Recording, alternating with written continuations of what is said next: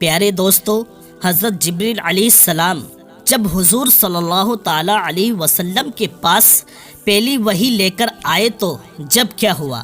بسم اللہ الرحمن الرحیم۔ جب حضور صلی اللہ علیہ وسلم کی عمر 40 سال ہوئی تو اچانک آپ کے ساتھ کچھ عجیب و غریب چیزیں ہونے لگی۔ وہ اس طرح کی جب بھی آپ باہر گھومنے جاتے تو راستے کے ہر پیڑ اور پتھر آپ کو سلام کرتے۔ اچانک آواز آنے لگتی کہ محمد السلام علیکم۔ یہ سن کر حضور صلی اللہ علیہ وسلم پریشان ہو جاتے کہ آخر یہ آوازیں کدھر سے آ رہی ہے؟ یہاں تو ہر طرف سناٹا ہی سناٹا ہے، کوئی نظر نہیں آتا، لیکن آوازیں برابر آتی رہتی۔ اسی طرح اس زمانے میں حضور صلی اللہ علیہ وسلم جو بھی خواب دیکھتے وہ بالکل سچ ثابت ہوتا۔ اگر خواب میں دیکھتے کہ میں فلاں انسان سے بات کر رہا ہوں، یا کعبے کے پاس کھڑا نماز پڑھ رہا ہوں، یا دور سے کوئی انسان مجھ سے ملنے آ رہا ہے، تو اگلے دن وہ سبھی باتیں بالکل سچ ہو کر نظر آتی۔ یہ سب دیکھ آپ صلی اللہ علیہ وسلم بہت پریشان تھے کہ آخر یہ میرے ساتھ کیا ہو رہا ہے۔ وقت گزرتا گیا، حضور صلی اللہ علیہ وسلم کو اکیلے رہنا زیادہ پسند آنے لگا۔ کسی سے بھی باتیں نہ کرتے، اکثر خاموش رہتے۔ ان دنوں میں اکثر حضور صلی اللہ علیہ وسلم مکہ سے تھوڑی دور ایک پہاڑ غار حرا میں چلے جاتے اور کہیں کہیں دن وہیں گزارتے۔ آپ صلی اللہ علیہ وسلم کہیں دنوں کا کھانا لے کر اس غار میں جاتے اور وہاں بیٹھ کر سوچا کرتے کہ آخر اس دنیا کو کس نے بنایا؟ یہ کائنات کا سارا نظام کیسے چل رہا ہے؟ ایک دن دوپہر کے وقت حضور صلی اللہ علیہ وسلم اس غار میں بیٹھے سوچ رہے تھے کہ تبھی اچانک آسمان کی طرف سے ایک بڑی عجیب سی چیز نیچے کو اترتی نظر آئی۔ وہ چیز بہت تیزی سے اڑتے ہوئے غار کے پاس کھڑی ہو گئی۔ وہ حضرت جبریل علیہ السلام تھے، جو کہ آپ صلی اللہ علیہ وسلم کے پاس پہلی وحی لے کر آئے تھے۔ لیکن حضرت جبریل علیہ السلام کو اس طرح آتا دیکھ آپ صلی اللہ علیہ وسلم بہت ڈر گئے اور کانپنے لگے۔ حضرت جبریل علیہ السلام نے غار کے پاس آ کر کہا کہ محمد باہر نکلو۔ حضور صلی اللہ علیہ وسلم کو نہیں پتا تھا کہ یہ میرے سامنے اللہ کے مقرر فرشتے حضرت جبریل علیہ السلام کھڑے ہیں، جو کہ نبیوں کے پاس وحی لے کر آتے تھے۔ حضور صلی اللہ علیہ وسلم نے تو جب پہلی بار حضرت جبریل علیہ السلام کو دیکھا تو بہت زیادہ ڈر گئے اور آپ کا جسم کانپنے لگا۔ حضور صلی اللہ علیہ وسلم جیسے ہی غار کے باہر نکلے تو حضرت جبریل علیہ السلام نے پیچھے سے آپ کو پکڑ لیا اور گردن کے بیچ اپنی کوہنی رکھ کر بہت تیز دبایا اور کہنے لگے کہ محمد پڑھو۔ یہ سن کر حضور صلی اللہ علیہ وسلم بہت گھبرا گئے اور ڈرتے ہوئے کہنے لگے کہ میں پڑھنا نہیں جانتا۔ لیکن حضرت جبریل علیہ السلام نے اگلی بار اور تیز گردن دبائی اور کہا کہ محمد پڑھو، تو حضور صلی اللہ علیہ وسلم نے دوسری بار بھی یہی جواب دیا کہ مجھے پڑھنا نہیں آتا، میں امی ہوں۔ جب اللہ کے رسول نے اس بار بھی وہی جواب دیا تو حضرت جبریل علیہ السلام نے تیسری بار حضور صلی اللہ علیہ وسلم کو اتنی تیز دبایا کہ اللہ کے رسول فرماتے ہیں کہ مجھے اس وقت محسوس ہوا کہ جیسے میری جان نکل جائے گی، اور پھر حضرت جبریل علیہ السلام نے کہا کہ محمد پڑھو۔ جب حضرت جبریل علیہ السلام نے تیسری بار حضور صلی اللہ علیہ وسلم کو دبایا تو اسی وقت اللہ کی طرف سے ایک تجلی ہوئی، حضور صلی اللہ تعالی علیہ وسلم کی طرف آئی اور آپ کے جسم میں شامل ہو گئی۔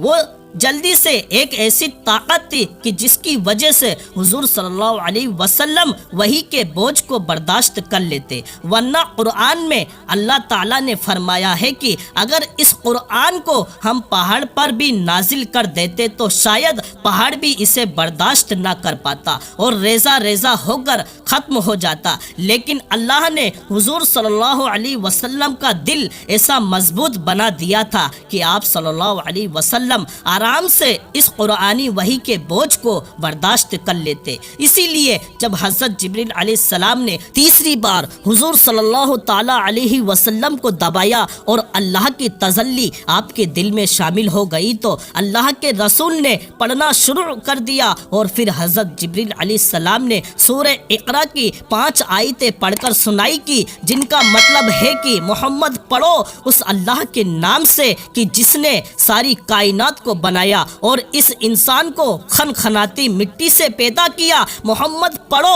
آپ کا رب بہت مہربان ہے کہ جن کے قلم کے ذریعے انسان کو علم سکھایا اور اسے وہ باتیں بتائی کی جو وہ کبھی نہیں جانتا تھا۔ حضرت جبریل علیہ السلام نے حضور صلی اللہ علیہ وسلم کو قرآن کی آیتیں پڑھائی اور پھر دور ہٹ کر کھڑے ہو گئے۔ اللہ کے رسول اس وقت حضرت جبریل علیہ السلام کو بہت ڈری ہوئی نظروں سے دیکھ رہے تھے۔ اچانک حضرت جبریل علیہ السلام پھر سے آسمان کی طرف اڑنے لگے۔ یہ دیکھ کر حضور صلی اللہ علیہ وسلم اور زیادہ ڈر گئے اور جلدی سے گھر کی طرف چل دیے۔ اس وقت وہاں پہاڑ پر کوئی بھی نہ تھا، ہر طرف سناٹا ہی سناٹا تھا۔ دوپہر کا وقت تھا اور آسمان پر سورج چمک رہا تھا۔ ایک معصوم سا انسان اس ویران علاقے میں کھڑا کانپ رہا تھا، کوئی اسے سہارا دینے والا نہیں تھا۔ اس انسان کو نہیں پتا تھا کہ آخر یہ فرشتہ کون ہے اور میرے پاس کیوں آیا ہے،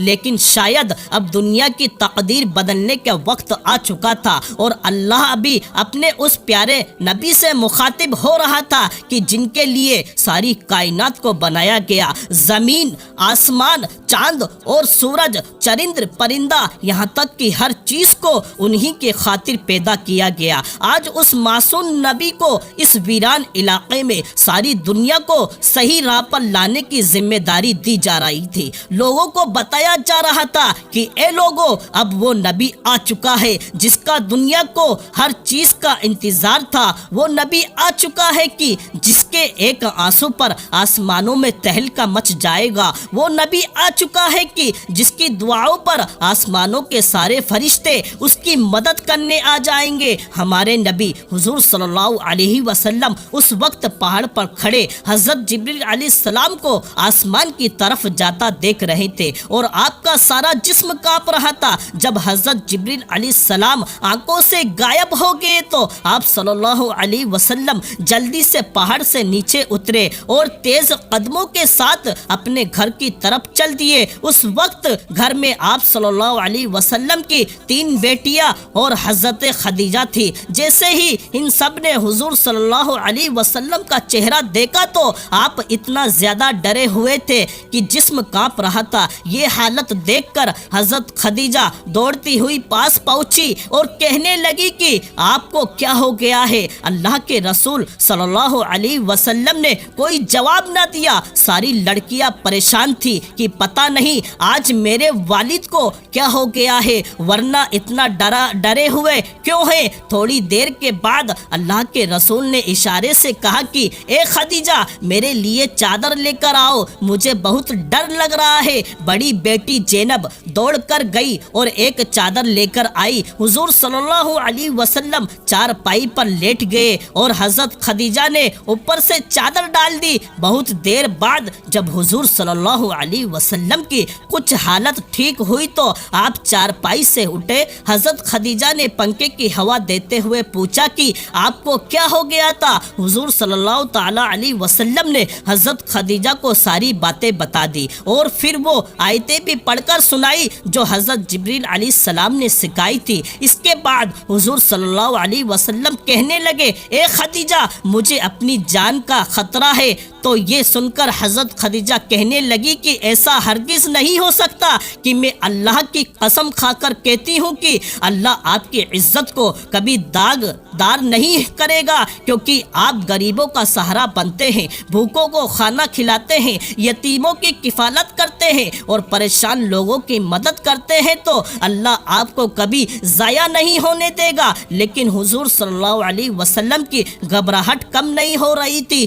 تو حضرت خدیجہ نے کہا کہ آپ پریشان نہ ہو، چلے میرے ساتھ میرے چاچا کے لڑکے قابل کے پاس چلو، وہ پرانی کتابوں کے ماہر ہے، مجھے یقین ہے کہ وہ آپ کے بارے میں ضرور کوئی اچھا مشورہ دیں گے۔